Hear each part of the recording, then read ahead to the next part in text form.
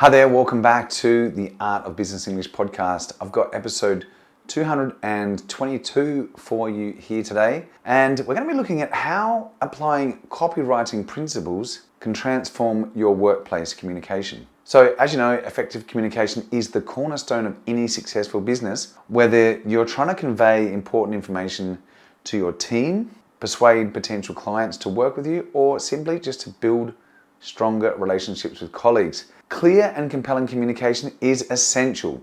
Unfortunately, many workplaces struggle with bland and uninspiring communication that really fails to engage employees or inspire any action. And that's where copywriting principles can come in. Copywriting, if you're not sure of what that is or what I'm talking about, it is the art of crafting persuasive messages, capture attention, engage readers, and drive results. Professional copywriters use a variety of techniques to achieve these goals, from powerful headlines and compelling calls to action, or CTAs, to persuasive language and storytelling techniques. So by applying these same techniques to your workplace communications, you can transform your messages from dull to dazzling and inspire action from your audience. So in this episode of the podcast, we'll explore some of the key copywriting principles that can help you craft compelling messages that resonate with your audience and drive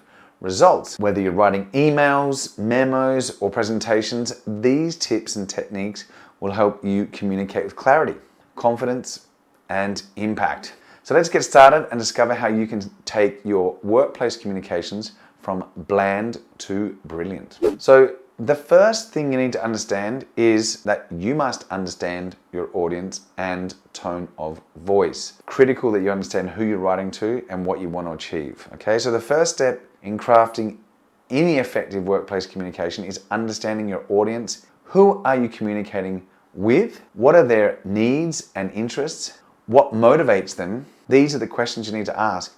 By answering these questions, you can tailor your messages to resonate with your audience and address their specific concerns. So another important consideration is your tone of voice.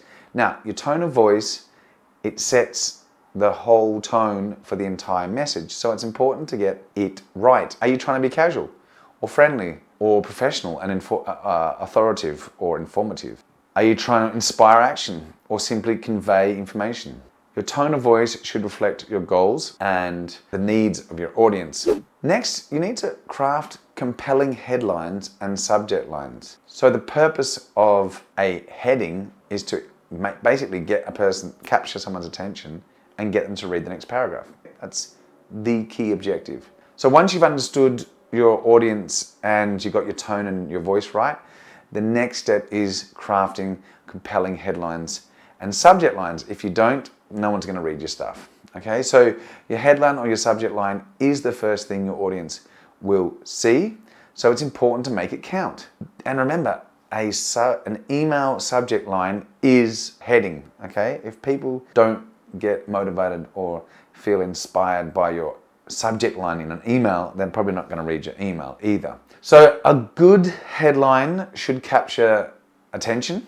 It should convey the main benefit of your message and entice your audience to keep reading. Now, there are many techniques you can use to craft compelling headlines and subject lines, but one approach is to use numbers and statistics, as they can basically make your message more concrete and tangible. Another approach is to use words that trigger emotions, such as surprising, amazing, or heartbreaking, because using these emotional triggers, you can create a stronger connection with your audience and make your message more memorable. Now, using storytelling techniques is also another way to engage your readers. So one of the most powerful techniques is to be able to tell effectively a story.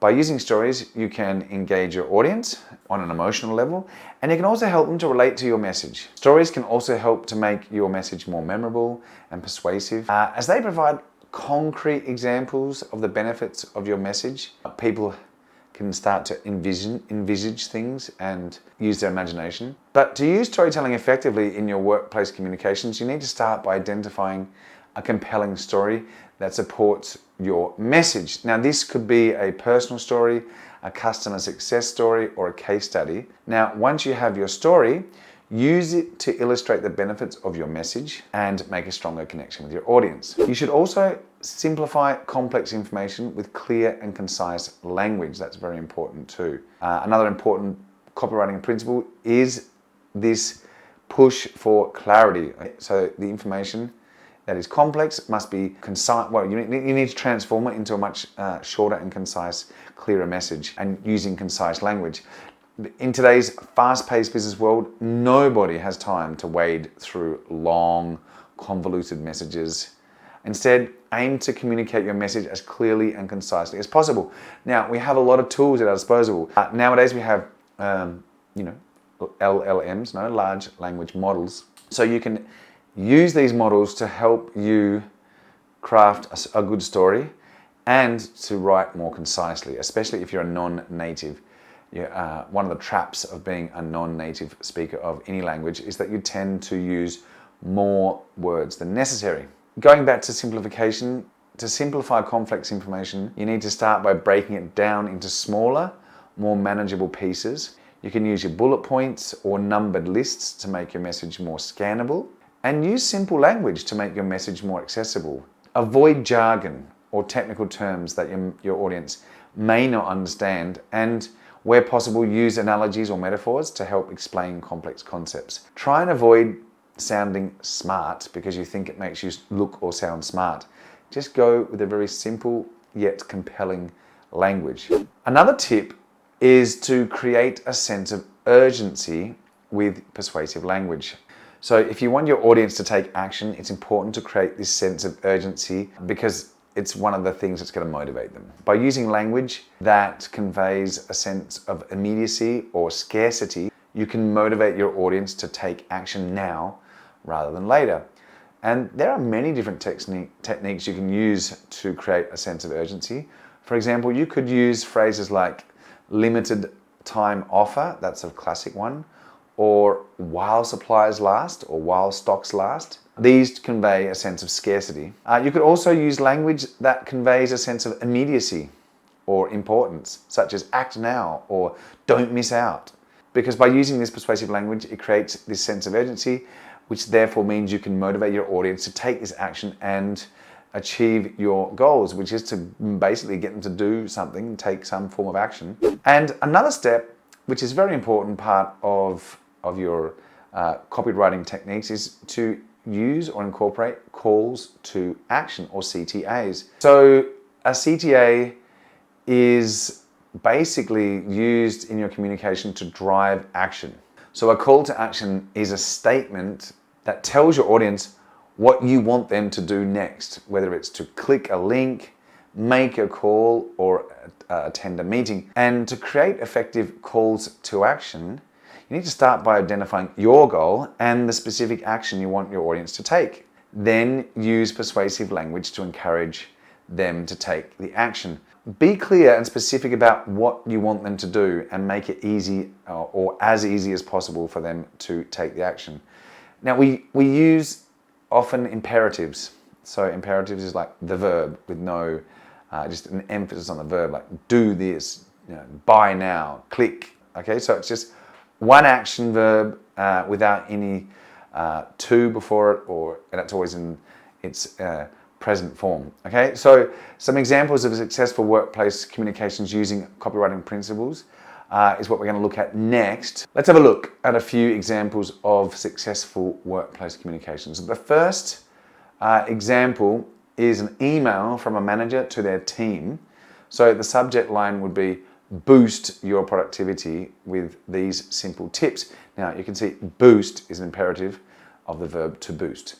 So here it goes. Hey team, as we head into the busy season, I wanted to share some tips for boosting your productivity and staying focused. These tips have helped me and my teams stay on track during even the busiest times, and I'm confident they'll help you too. Tip 1, so you can see I'm starting my list. Tip 1, prioritize your tasks. Start each day by identifying the most important tasks on your to-do list and focus on those first. Tip 2, Take breaks. Studies show that taking regular breaks can actually boost productivity and creativity. Try taking a short walk or doing some stretching exercises to recharge your batteries. Tip 3, eliminate distractions. Turn off your phone notifications and close your email inbox when you need to focus on a task. You'll be amazed how much more you can get done when you're not constantly interrupted. I hope these tips help you stay productive and focused during our busiest season yet. Let me know if you have any questions or feedback. Best Manager. So this email incorporates many of the copywriting techniques that we've discussed, including compelling subject line, clear and concise language, and a persuasive call to action. Prioritize tasks, take breaks, and eliminate distractions, all with imperatives. By using these principles, the manager is able to convey the important information to their team in a way that is engaging, memorable, and importantly, actionable. So another example of effective workplace communication is in presentations. So for example, salespeople use presentations to convince potential clients. In this presentation, the salesperson could use storytelling to illustrate the benefits of their product and create a stronger connection with the client.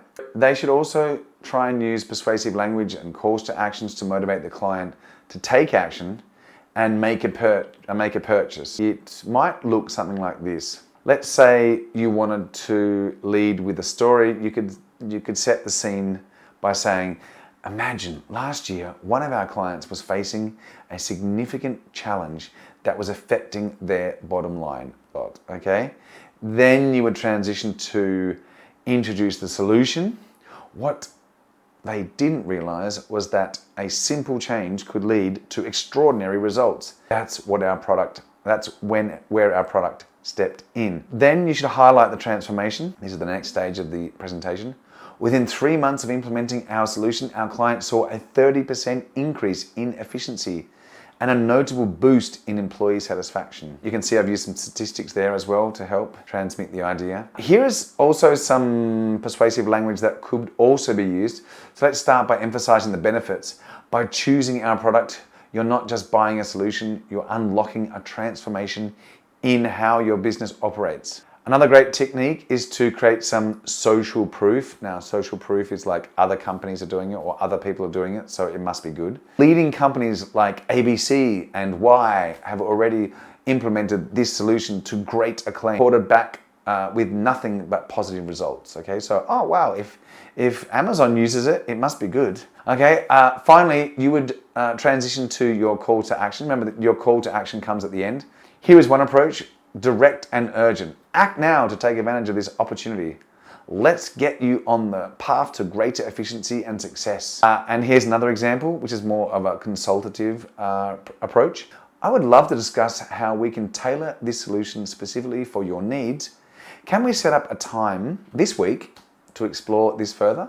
So finally, you can also incorporate questions. These are great because they help to focus your audience's attention, and it does force them to start imagining an answer. So it might look like this. Think of what this could mean for your team. Can you afford not to take this step? So now that you understand the key copywriting principles, it's time to start implementing them in your workplace communication strategies. So start by identifying your goals and your audience, and then tailor your messages to resonate with them. Okay, it's all about them. Use compelling headlines and subject lines to capture attention, and incorporate storytelling and persuasive language to engage your audience and motivate them to take action. Now, it's also important to measure the effectiveness of your workplace communication and make adjustments as needed. If possible, use analytics techniques to track open rates or click-through rates and other metrics that can indicate the success of your messages. What you can do is you can send the same message with different headlines, see which type of headline is more effective at getting opens. And you can use this data to refine your message and improve your communication strategy over time. Okay, so that brings us to the end of the episode. Just want to conclude by saying that effective communication is essential to any successful business. And as you've seen, copywriting principles can help take your workplace communications from boring to compelling. And, by understanding your audience and crafting compelling headlines and subject lines and using storytelling and simplifying complex information, creating a sense of urgency and incorporating, your calls to action, you will be able to communicate with clarity, confidence, and importantly, impact. So I compel you to start applying these principles in your workplace communication and see how it works out for you. So that's it, my friends. That brings us to the end of another episode of the Art of Business English podcast. Make sure you check us out everywhere. We're on YouTube. You can listen to us on all of your favorite podcasting apps. You can check us out over at our new TikTok channel. We'll be releasing some shorts as well, so be sure to check that out. And head over to the Art of Business English website. I've got 2 fantastic programs which have become very popular. I've got one called Powerful Presentations. So that's a one-on-one coaching persuasive presentation course that you take hybridly. And I've also got a new course which I'm just putting together now called Super Communicators, where you're going to learn the techniques to become a super communicator and get the most out of your communication with people, making yourself become one of those people that everyone wants to talk to. Okay, so be sure to have a look at the website and just get in touch. You can send me a message on SpeakPipe and we'll be sure to get back to you. And if you need anything, just let me know. Happy to make an episode for you. That's it from me, people. It's been a pleasure. Take care. Bye for now.